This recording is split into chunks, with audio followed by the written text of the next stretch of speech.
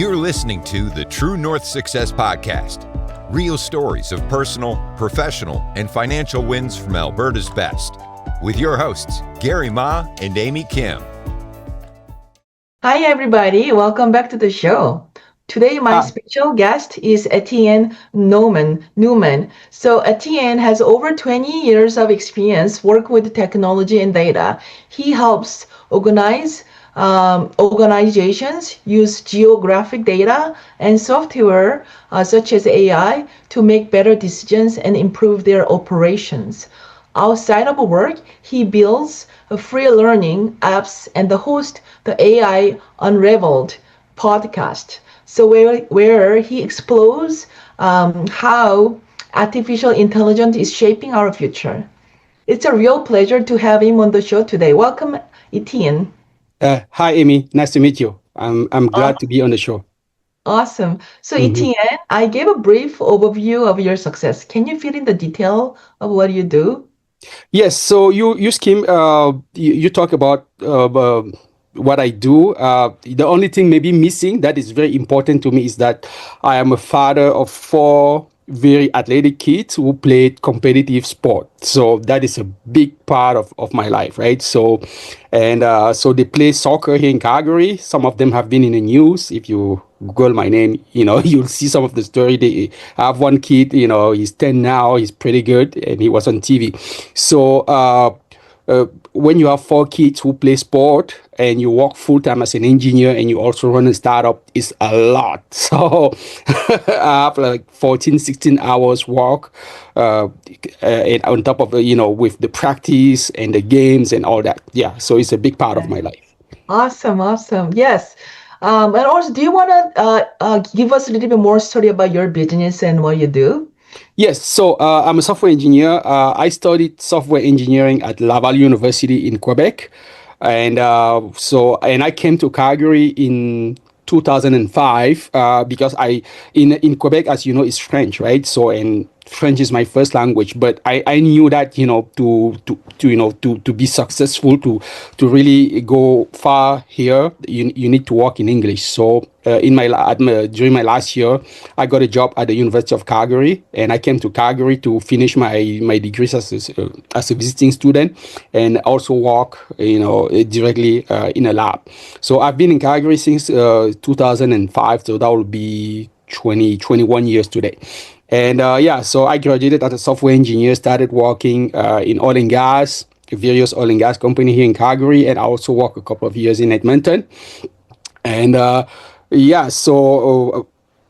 work in various roles, DevOps engineers, data engineers, and recently I'm a technical lead in a big, one of the biggest company in America, here in Canada.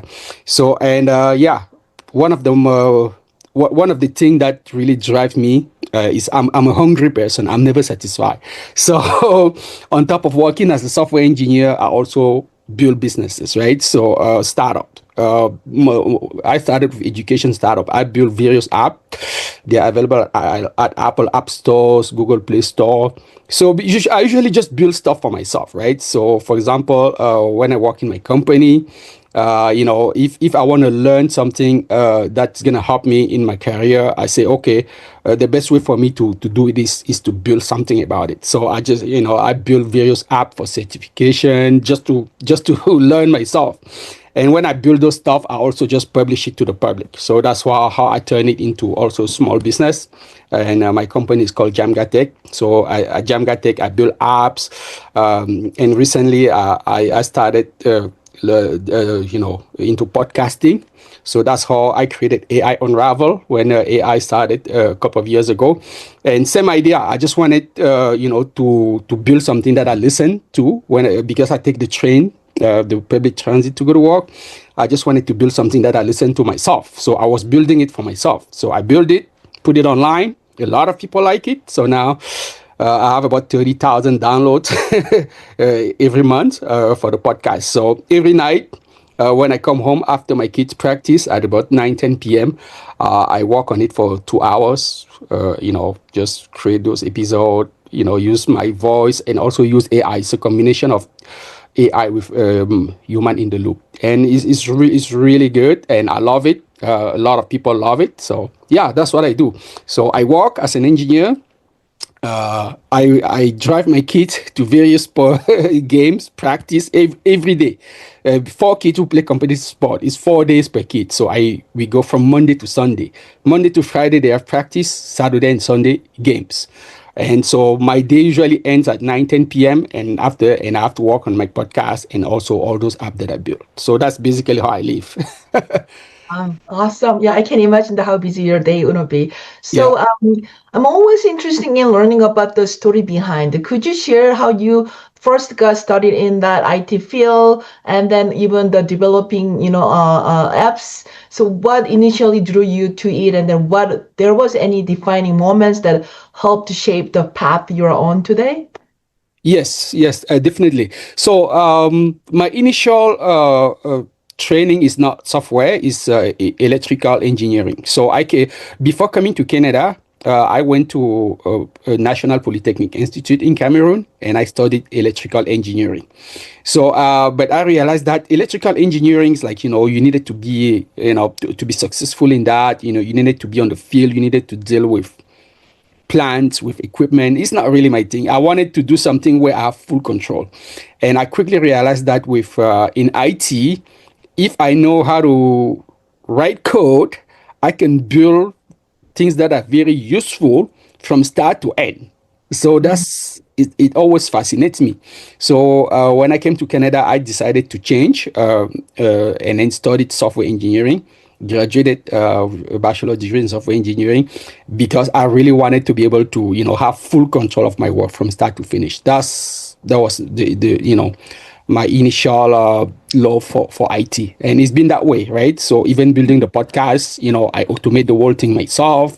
All my small business, I build the website. I do everything myself because, yeah, I don't even have Yeah. the money to pay people to do it. So I just build everything myself from start to finish. Website, web app, everything. Marketing, I do everything myself. Wow, awesome. I can see that, especially as a father with the four kids, I Yeah. think having that full control, that is very meaningful. So yeah. Yes, Hmm. definitely. Right. So, like, what is the one of the biggest challenges you had have to come overcome in your career? Yes, so to be successful in IT is really hard. It's a very Hmm. very competitive field, right? So you have people from all over the place who are in it. We have all those big company they outsource a lot of work. So when you work in IT, you have to be among the best to keep your job, right? So uh, I've been in job where at a certain point they decided to outsource everything in other countries, and they let go a lot of people. I've been in one of those batches, right? And yeah, so and but so far I've been in my company where I am now for more than 10 years, so it's been good. So those are the challenge. So stay ahead of the game, always learning new skill. When new skill comes, you have to learn, you have to be on top of it, you have to prove to the leadership team that you are on top of it and work on those projects that really benefit the company, because at the end of the day it's a result based thing, right? So if you don't Hmm. deliver, you are not useful, so they get rid of you. Those are the big challenge, to be ahead of the game, learn all those tools and software, those processes, and be helpful. Yeah, that's amazing. Especially someone who, the IT wasn't their first background. So Hmm. you did it from the electrical engineering and transforming to IT engineer and the expert. So I can imagine how many challenges you have to go through and then Yeah, make sure that you're on the top of things and deliver the value to the company. So definitely. with over 20 years of experience in software and clouding engineering, and Hmm. spanning even geospatial technologies and AI integration and large-scale cloud migrations. So, from your perspective, what differentiate you as a strong technical leader? Like, how has your experience across different technologies, even different countries, and like large scale systems shape the way that you approach solving complex engineering problems? Yes, so for me, being like a generalist, knowing a little bit about everything really helped me. Because, like, like I've been in a company where, for example, I remember when mobile apps were very popular a couple of years ago. A lot of IT graduate, they never build mobile apps. So a lot of company don't have people who build mobile app. So, and then there was a project where they wanted a mobile app. They said, who can build it? I said, I can't. Right. So I was literally maybe the only one, just because I learned it myself. So, Mm. and how did I learn it? 10 years ago, I grew up playing soccer, and I wanted to build an app to help people find place to play soccer. And I decided to build it myself. That's what I built, an app called Show Up and Play. So by doing it, I mastered that skill. So in that company, when they said who can build the app, oh, I knew how to build it, and that's how I got the project. So on top of doing my normal DevOps engineering work, I was able to build a mobile app that gave me that opportunity. Same thing when the cloud came along, I was trying to teach myself the cloud. So I decided to build app that helped me certify. And that's how I learned quickly about the cloud. So there was a project about the cloud and the selected people already have some experience. So I put my hands up, and I was I've always been in the hardest project in the company.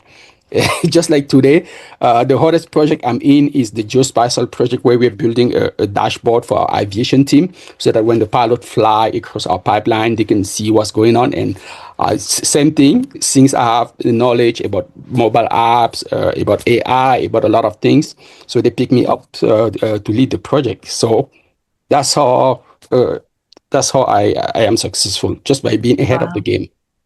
I love your story. So Yeah, it sounds like I can really resonate that not everybody loves changes and yeah, the new technologies, but for you as the father of four kids, and then also like when there's something that you like to have it, but when it's not there, then you just become just the solving the problem for yourself, and then yeah. now helping other people. So you're like really good at self taught yourself and learning about the new technology as soon as it's become available. And Mm. now you are, how can I say that?